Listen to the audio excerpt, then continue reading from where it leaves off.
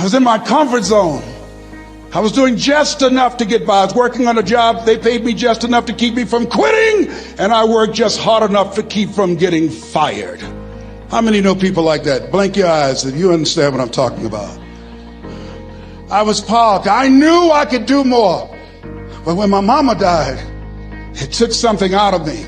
When I went through a divorce, it took something out of me. When my best friend died, it took something out of me. I parked. Wave beats music. And somebody said that life is like an onion. You have to peel it one layer at a time. And sometimes you cry. Life's going to happen to you when you have a dream. You're going to get slapped around. And don't take it personal. Don't ask, why did this have to happen to me? Why not you? Who would you suggest? You want to give us some names, some email addresses? And don't tell everybody. 80% don't care and 20% glad it's you. It's called life. Suck it up and move on. Get over it.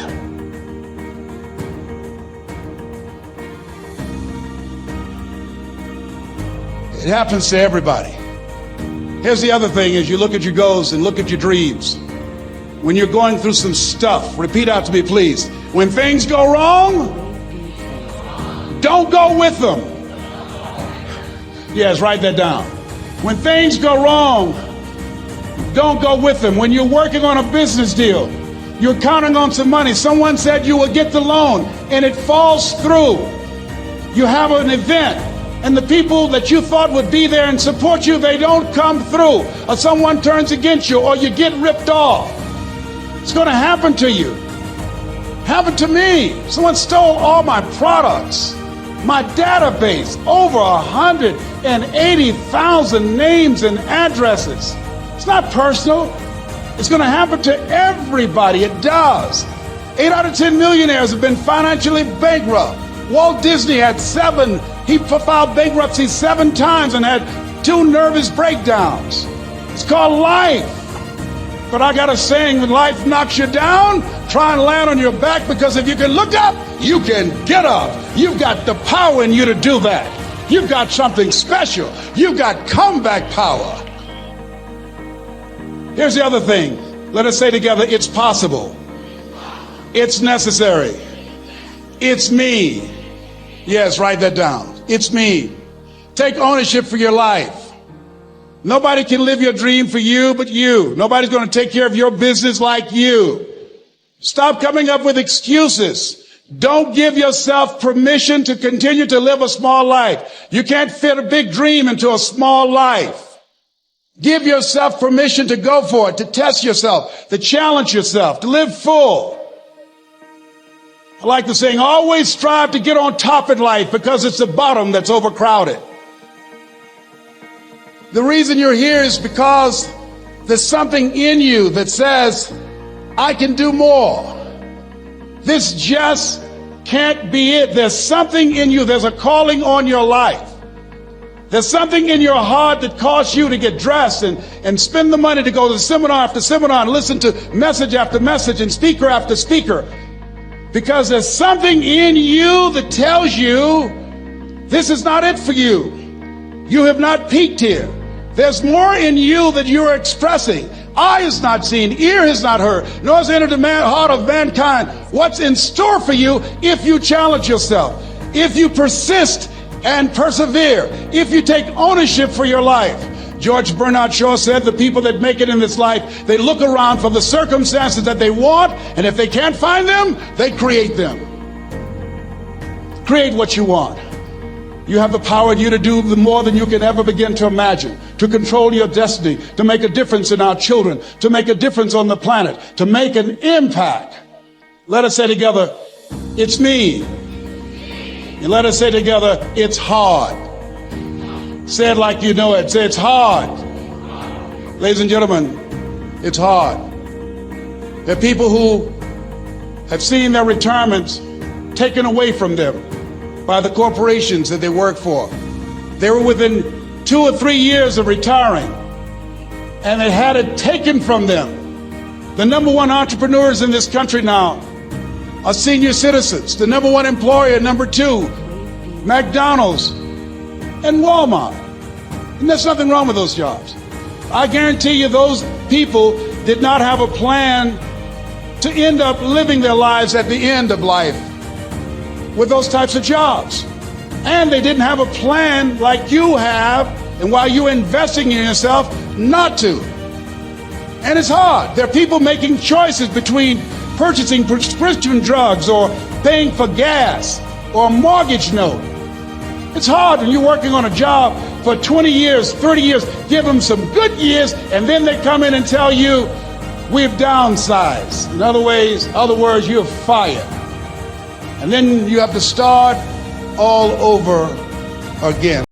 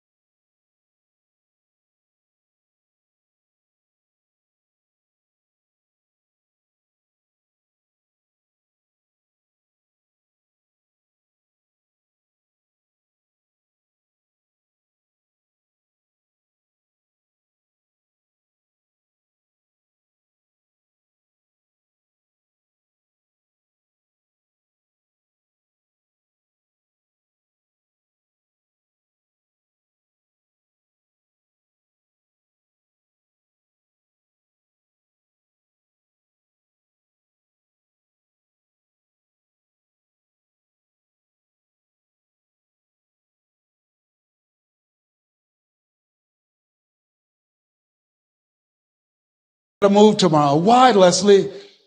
There's a lien against the property and they want $55,000 and I don't have it. And we're going to be set out tomorrow. We have to go back to Liberty City. So she said, it's okay. I don't like this house anyhow. I said, why? She said, because of my arthritic knees, it hurts my knees when I go up the steps. I said, and why didn't you tell me? Because you were so happy. I just said it because you were happy. I'll live in a shack with you, boy. I love you. It's not the house. I love you. I love all my children. I said, thank you, Mama. Thank you. And the next day when we were in the truck going back to Liberty City and we pulled down 68th Terrace, the neighbors came out and said, wow, Mamie, y'all coming back? Are you back? Yes. What happened to the home your boy bought for you? Those boys you adopted. Leslie didn't do a title search. He made a mistake. And boy, I was so humiliated. How many ever made a mistake that you were just humiliated? Raise your hands. I was devastated. I was taking the furniture off the truck and my mother came and I was crying and she said, boy, I said, yes, ma'am. She said, hold your head up. I said, Mama, I can't. She said, hold your head up. I said, why? Look what I've done. She said, it's okay. It's okay. You are going to make a lot of mistakes in life, young man. You're going to fail your way to success. You have nothing to be ashamed of. Keep your head up and take that furniture back in the house. I said, yes, ma'am. And I learned something from that. If you ever go through something, hold your head up. If you ever make a mistake, hold your head up. If you ever do something that everything goes wrong, life catch you on the blind side, hold your head up. It's not over. Goethe said, that which does not kill you will make you stronger. Hold your head up. Shake someone's hand on your right and left and say, hold your head up.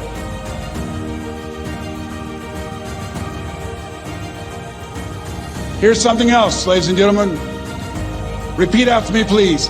You got to be hungry. Everybody together, you got to be hungry. I'll never forget Mr. Washington said, Mr. Brown, yes, sir. What do you want to do with your life, young man? I said, sir, I want to be a disc jockey. He said, Mr. Brown? I said, yes, sir. He said, you got to be hungry. I said, what do you mean by that? He said, people that are hungry are willing to do the things today others won't do in order to have the things tomorrow others won't have. People that are hungry are willing to invest in themselves. People that are hungry will go to seminars and workshops. People that are hungry are always searching, always seeking higher ground. So how do you want to make it? I said, I want to be a disc jockey. He says, good. Here's what to do. He said, I want you to read 10 to 15 pages of something positive every day. He said, you don't get in life what you want, you get in life what you are. You must program yourself to success. He said, I want you to listen to Earl Nightingale and Zig Ziglar. Listen, faith comes by hearing and hearing and hearing. He said, I want you to change your relationships. And I don't want you to ever lose your hunger. I said, what do you mean by that? He said, people that are hungry are unstoppable. People that are hungry are no matter what people. They make it happen no matter what. He said, I want you to listen to Paul Harvey. Who is he? He's the world's greatest communicator. Success leaves clues, young man. Always listen and follow people who are doing what it is you want to do at the level you want to do it and learn from them. I told T. Hobb when we were standing by the stage, I said, hey man, I want to work more with you. I want you to coach me. I want to learn from you. See, I found you're never too old to learn and you're never too young to teach. Always have a thirst for learning. So I listened to Paul Harvey every day on the radio. While in school, I would go out and listen in his car. He gave me his keys. I was working to develop myself. And I continued to listen to motivational messages, and he would take me to see the late Dr. Norman Vincent Peale, who wrote the book, The Power of Positive Thinking. I toured with him before he passed. You You have something special. You have greatness within you. Don't allow your circumstances to determine who you are. Don't allow your negative thoughts to hold you back. You have something special. You can do more than you can ever begin to imagine. Dr. 𝐕 was an incredible man. I admired him when he spoke. He gave me goosebumps. I can feel him in my heart. And I never forget, we were coming back to the school and Mr. Washington said, Mr. Brown, yes, sir. When Dr. 𝐕 spoke, you didn't move. When he spoke, you were hanging on every word. When he spoke, we didn't have to tell you to sit down and be quiet. Why? I said, sir, I could feel him when he talked. I felt like he was talking to me, sir. He said, he was.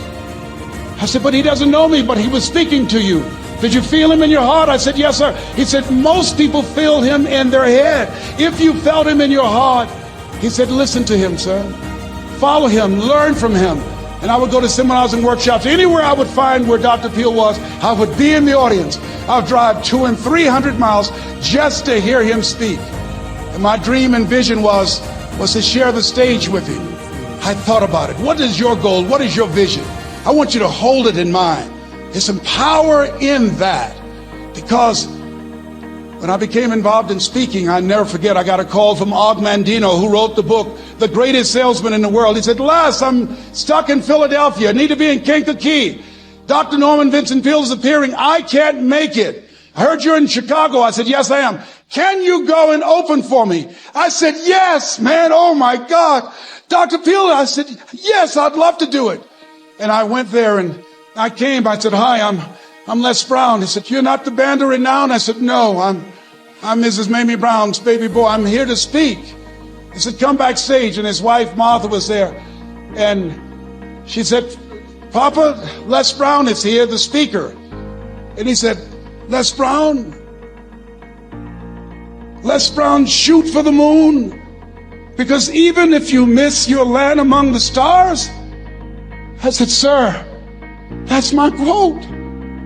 I wrote you when I was in the 11th grade. I was a part of a special education class project. That's my quote. He said, I know. I end all my speeches with that quote. And Dr. 𝐕 had a great sense of humor. The young man was backstage and I had so many questions to ask him and my mind froze up, and the young guy said, Dr. 𝐕, how old are you? And he was up in age. He said, Sonny, I'm 92. The young man looked at him and said, I don't know if I want to live to get 92. He said, that's because you've never been 91. So I did the things that Mr. Washington suggested. I listened to motivational tapes on a regular basis. I would go to seminars and workshops whenever Zig Ziglar and Dr. Dennis Waitley and Jim Rohn would come to town. And I said, sir, what do you want me to do now? He said, Mr. Brown, I've given you everything that I can give you. He said, develop your mind, put your money where your mouth is, continue to learn how to be an effective communicator, because once you open your mouth, you tell the world who you are. And always surround yourself with OQP, only quality people. So I went to apply for a job on Miami Beach. WMBM radio station. Milton Butterball Smith was the program director. Hello, Mr. Butterball. How are you, sir? My name is Les Brown, sir. I'd like to be a disc jockey. He said, young man, you have any journalism in your background? I said, oh, no, sir, I don't. You have any experience in broadcasting? I said, no, sir, but I practice all the time, sir. Let me audition for you, sir. Let me show you how good I am. All I need is a shot, sir. He says, no, we don't have any job for you. How many ever been rejected? Raise your hands, please. I was devastated. I went back and I told Mr. Washington, I said, Mr. Washington, they said no. He said, don't take it personally. Most people are so negative, they have to say no 7 times before they say yes. He said, you gotta be hungry. Know your vitamin. Go back again. I said, yes, sir. Hello, Mr. Butterball. How are you, sir? My name is Les Brown, sir. I like to be a disc jockey. Young man, weren't you here yesterday? Yes, sir, I was. Didn't I tell you no yesterday? Yes, sir, you did. Then why are you back today? Well, sir, I didn't know whether or not somebody was laid off or somebody was fired, sir. Nobody was laid off or fired. Now get on out of here. I came back the next day. Hello, Mr. Butterball. How are you, sir? My name is Les Brown, sir. I like to be a disc jockey. I know what your name is. Weren't you here the last 2 days? Yes, sir, I was. Didn't I tell you no the last 2 days? Yes, sir, you did. Why are you back? Oh, sir, I didn't know whether or not someone got sick or someone died, sir. No one got sick or died. No one was laid off or fired. Now don't you come back here again. I came back the next day talking loud, looking happy like I was seeing him for the first time. I said, hello, Mr. Butterball, how are you? He looked at me with rage. He says, go get me some coffee. I said, yes, sir. My favorite book says, the greatest among you will be your servant. How many of you are serious about your goals and dreams? Raise your hands. Very good. Write this down. Provide more service than you get paid for. Provide more service than you get paid for. I go to a lot of seminars and workshops. And one of the things I know about 𝐤𝐤𝐤𝐞, when I was sitting in the class with Robert Ruppel and all of the other presenters, they hold themselves to high standards and they provide more information than anybody else in the industry, bar none. Beats music. They hold nothing back because their commitment is for your success. And when you hold yourself to high standards, write this down, impact drives income. That's why you're here. Because the training, the seminars, been making a difference in your life. If they did not have impact, 200 or 300 people would be here, if that amount. Impact drives income. So I became the errand boy for the disc jockeys. I would go get their lunch and their dinner, and I would bring it to them in the control room, and I'd watch them working the control boards, knowing my time will come. Write this down. I expect to reach my goal. Yes, you want to operate with a spirit of expectation. I expect to reach my goal. So I started preparing for the next position. Never forget one quote that I heard.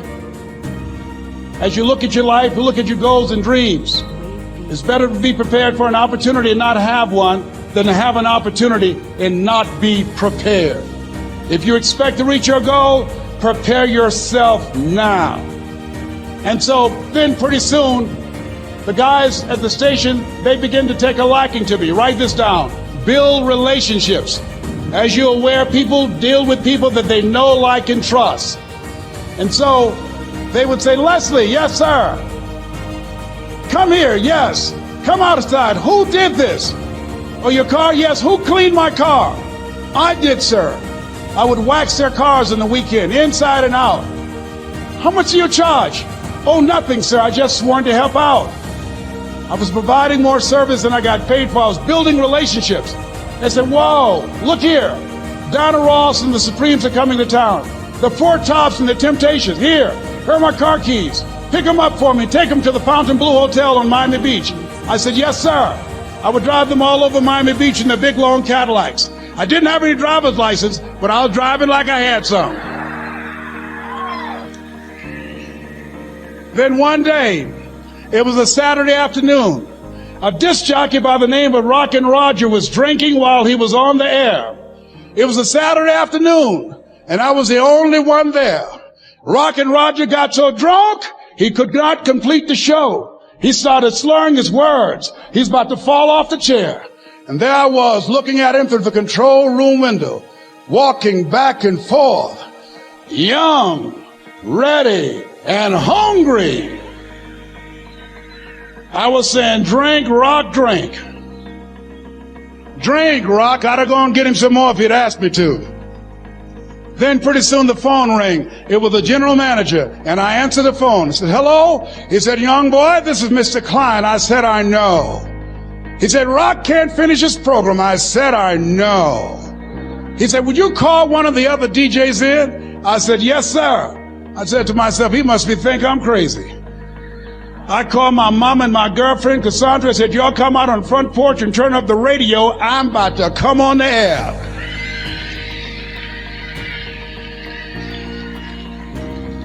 I waited for about 20 minutes, and I called him back. I said, Mr. Klein, I can't find nobody. He said, young boy, you know how to work the controls? I said, yes, sir. He said, go in there and segue the records, but don't say nothing here. I said, yes, sir. I couldn't wait to get old Rock out of the way. I put on a fast record. I said, look out, this is me, LB Triple P. Les Brown, your platter playing papa. There were none before me and there will be none after me. Therefore, that makes me the one and only. Young and single and love Domingo, certified, bona fide, indubitably qualified to bring you satisfaction and a whole lot of action. Look out, baby, I'm your love man. I was hungry. I was hungry. Get old man a round of applause. I was hungry. I was hungry. You got to be hungry. Shake someone's hand on your right and left all around you and say, you got to be hungry. You got to be hungry. To get those dreams out of your head and step into your greatness, you got to be hungry. To get those ideas, that talent, that gift out of your system, you got to be hungry. To get up off the canvas of life and understand what Willie Jolly meant, that a setback is a setup for a comeback, you got to be hungry. People that are hungry are willing to do the things today others won't do in order to have the things tomorrow others won't have. How many of you got value out of what you've heard thus far? Raise your hands, please. Very good. I'd like to leave this with you. I don't know what your goals are. I don't know what you want to do. Here's what I know about you. You have greatness within you. Here's what I know about you. I can help you to live full and to die empty. I can show you what I've learned. If anybody told me that I would be doing what I'm doing now, I leave here today, I go to New Orleans and speak there, then I'll be flown to Barcelona. If anybody told me, given my circumstances, born in an abandoned building on a poor section of Miami, Florida, called Liberty City, both my birth parents stood up and said, hello, son, I would not know either one. Being labeled educable mentally retarded, put back from the 5th grade to the 4th grade, failed again when I was in the 8th grade, no college training. Anybody told me the principles that I would teach you, that they would have the impact that it has had on my life. This Les Brown that you see, I did not know he existed. And I tell you that you have greatness within you. You have the ability to do more than you can ever begin to imagine. Come into the room with me, and I guarantee you your life will never be the same again. I like to leave this with you. I don't know what your goals are. Mine is to find a cure to autism. Mine is to find a cure to breast cancer and to prostate cancer. Mine is to work with our youth and to reduce the recidivism rate in our prisons and help young people learn how to become an asset to our society rather than a liability. Mine is to train speakers to become great communicators, to speak from their heart, not their heads, and teach them how to impact and create a new conversation so people can see the possibilities of life and overcome the possibility blindness that held me hostage for 14 years. I don't know what your goals are, but here's what I know about you, and I don't know you. You've got greatness within you. And I like to leave this with you, something my mother used to love to hear me say. Leslie, yes ma'am, mama. Say that thing for me, boy, that makes me feel good. I dedicate this to you, to the greatness in you, and to the dream that you showed up on the planet to produce. And it's simply this. If you want a thing bad enough to go out and fight for it, to work day and night for it, to give up your time, your peace, and your sleep for it. If all that you dream and scheme is about it, and life seems useless and worthless without it, and if you gladly sweat for it and fret for it and plan for it, and lose all your terror of the opposition for it, and if you simply go after that thing that you want with all of your capacity, strength and sagacity, faith, hope, and confidence, and stern pertinacity,